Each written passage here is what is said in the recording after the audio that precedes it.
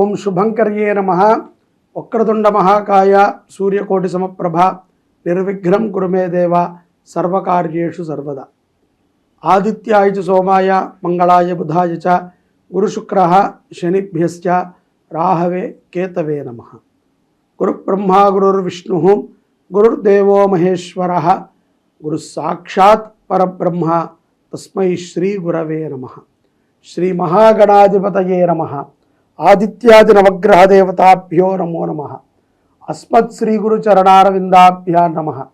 శ్రీ శ్రీ శ్రీ గణపతి సచ్చిదానంద సద్గురుభ్యో నమో నమః. ధనుస్సు రాశి వారికి జూన్ నెలలో గల గోచార ఫలితాలను తెలియచేస్తున్నాము, శ్రద్ధగా ఆలకించండి.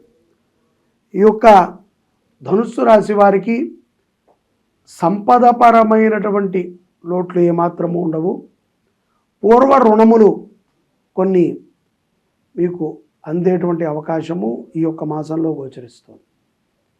అలాగే ఉద్యోగములో కూడా మీరు అనుకున్నటువంటి మార్పు పదమైనటువంటి మార్గాలు మీకు కనిపిస్తూ ఉంటాయి.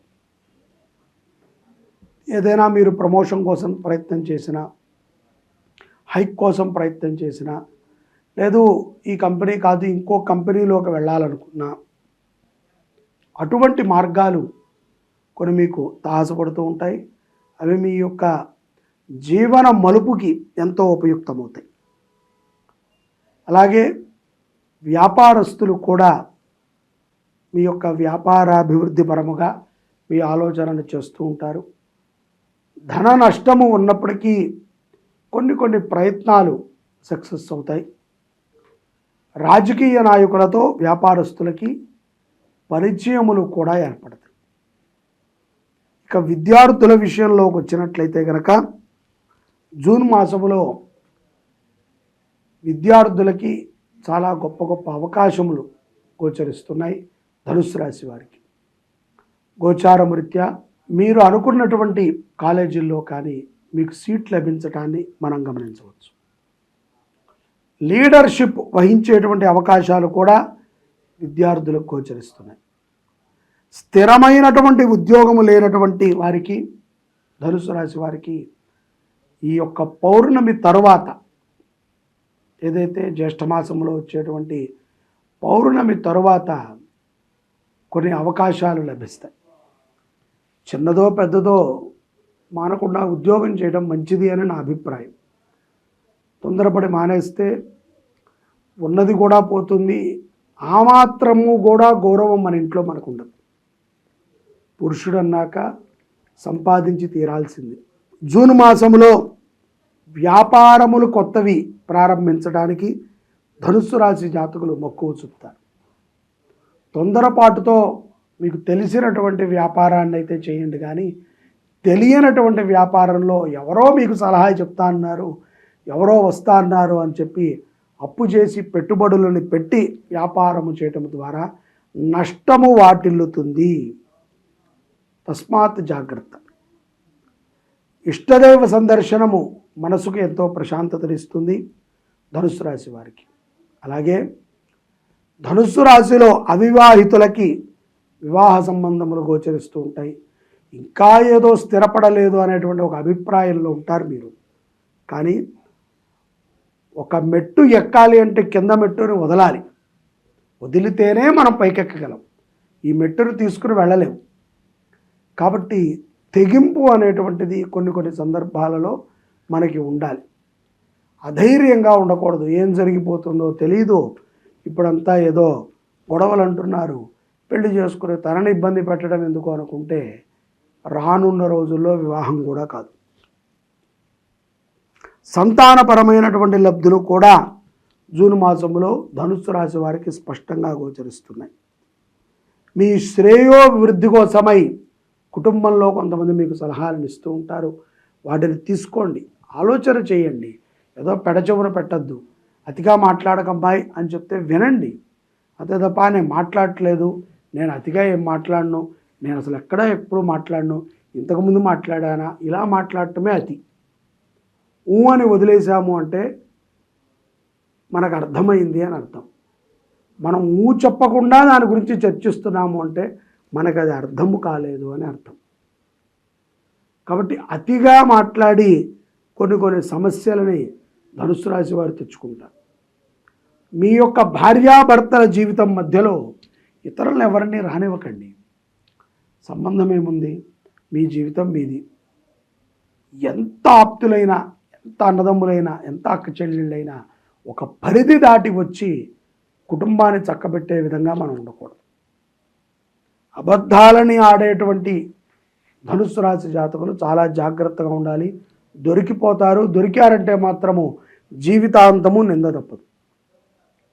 విదేశాలకు వెళ్ళి స్థిరపడినటువంటి ధనుస్సు రాశి జాతకులు ఇప్పుడిప్పుడే అక్కడ ఇళ్ళు కొనటము కానీ కారులు కొనటం కానీ చేస్తూ ఉంటారు. 100 సార్లు ఆలోచన చేసుకొని నిర్ణయాలను తీసుకోండి. గో సంరక్షణ ధనుస్సు రాశి వారికి ఎంతో ఉపయుక్తాన్ని ఇస్తుంది. ముఖ్యంగా ఎంతో ప్రశాంతతనిస్తుంది. ఏదో 1 నెల చేశామా 2 నెలలు చేశామా కాదు, 1 సంవత్సరపు పాటు లేకపోతే 2-3 సంవత్సరాల పాటు ఒక దృఢమైనటువంటి సంకల్పాన్ని తీసుకుని గోవులని సంరక్షణ చెయ్యండి. తప్పదు. గో సంరక్షణ చేయకపోతే ధర్మం నిలబడదు.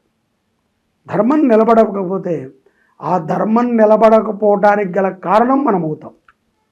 అవకాశం ఉండి కూడా చేయకపోతే, అవకాశం లేదు, అంత డబ్బు లేదు, సంరక్షణ చేసేది ప్రచారం చేయొచ్చు. ఉపయుక్తమైనటువంటి వాళ్ళకి ఆ విషయాన్ని తెలియచేసి వారి దగ్గర నుంచి మనము ఆ విషయాన్ని గ్రహించి మనం ముందుకు వెళ్ళవచ్చు. కాబట్టి ఉపయుక్తమైనటువంటి పనిని చేయండి. ధర్మపరమైనటువంటి జీవనంలో ఉండేటువంటి వ్యక్తులకి ఎక్కువగా సాన్నిధ్యం చేయండి. అన్నదానము చేసిన ఈ పౌర్ణమి తర్వాత కొన్ని సమస్యల నుంచి ఇట్టే బయటపడతారు ధనుస్సు రాశి జాతకులు. ముఖ్యంగా అన్నదానము అంటే ఏదో బంధుమిత్రులందరినీ తీసుకెళ్ళి పార్టీ చేయటం కాదు. మనము తినేటువంటి పదార్థాలని ఏ స్థితి లేనటువంటి వారికి ఇవ్వటం. వారికి ఇచ్చేటప్పుడు మనం ఆలోచన చేస్తాం, ఇతరంత బిర్యానీ తినగలడా, జీర్ణం అవుతుందా, ఏముందిలే ఏదో ఒక ఇడ్లీ తీసుకెళ్దాము. మనము ఏదైతే తింటామో దానిని దానము చేసేటువంటి వాడే గొప్పవాడు. కాబట్టి అన్నదానము చేయండి, క్షేత్ర దర్శనములు చేయండి. తద్వారా ఎంతో గొప్ప విజయాలని ఈ యొక్క ధనుసు రాశి జాతకులు పొందగలుగుతాయి. పౌర్ణమి తర్వాత కొన్ని అనారోగ్య సమస్యల నుంచి కూడా ఇట్టే బయటపడగలుగుతారు. తండ్రి విషయంలో మీరు తీసుకున్నటువంటి ఒక నిర్ణయము మిమ్మల్ని చాలా అభినందనీయం చేస్తుంది. అలాగే కుమారుడి యొక్క కుమార్తె యొక్క చదువు విషయంపై శ్రద్ధ అవశ్యము. చాలామంది శ్రద్ధ పెట్టట్లేదు, ఏదో చదువుకుంటున్నారులే పిల్లలు, వెళ్తున్నారు, ఫీజు కడుతున్నాం, వస్తున్నాం, మంచి ఫోన్ ఇచ్చాం కదా, ఎప్పుడు కావాలంటే అప్పుడు మాట్లాడుతున్నారని. ఫోన్కి ఒక సమయం పెట్టండి. ఆ సమయంలోనే ఫోన్, అది 1 గంట 2 గంటల 3 గంటల మీరే నిర్ణయించి ఒక సమయాన్ని ఇవ్వండి. దానికి తగ్గ విధంగా మీ పిల్లల్ని పెంచండి. గురుభక్తి అంటే ఏమిటో చూపించండి. దేవాలయాలకు తీసుకువెళ్ళండి. మీ దగ్గరలో ఉన్నటువంటి దేవాలయ అభివృద్ధికి మీరు తోడ్పడండి. ఇలా చిన్న పరిహారాలు చేయటం ద్వారా ధనుస్సు రాశి జాతకులు విశేషమైనటువంటి అనుగ్రహాన్ని పొందగలుగుతారు జూన్ మాసంలో. ఓం రజతాచల శృంగాగ్రమధ్యస్థాయే నమో నమః. శ్రీ శుభంకరి దేవాలయము జీర్ణోద్ధరణ దేవాలయం. ఈ దేవాలయంలో గౌరీ సమేత శ్రీరుద్రస్వామి వారు ఉన్నారు. వెనకాల గౌరీ అమ్మవారు, ముందు స్ఫటికలింగం. ఈ గౌరీ అమ్మవారికి గత 5 సంవత్సరాల నుంచి కూడా దివ్యముగా దేవీ నవరాత్రులు, అనేక చండీ పారాయణలు, చండీ హోమాలు, నిత్యము కూడా చండీ పారాయణ కార్యక్రమం జరుగుతుంది. ఈ అమ్మవారికి ఈ యొక్క విశ్వావసు నామ సంవత్సరము దేవీ నవరాత్రులు ప్రథమమైనటువంటి రోజు, మొదటి రోజున స్వర్ణాలంకృత గౌరీ రూపంగా రజత చీరని అమ్మవారికి సమర్పణ చేయాలి భక్తుల సహకారంతో అని మేము అనుకున్నాం. దీనికి 6 కేజీల వెండి ఖర్చు అవుతుంది. అదే కాకుండా 2 మాసాల సమయం కూడా మనకి దానికి పడుతుంది. చాలామందికి ఈ విషయాన్ని మేము చెప్తున్నాము. తోచినంత వెండిని సహకారం అందిస్తున్నారు.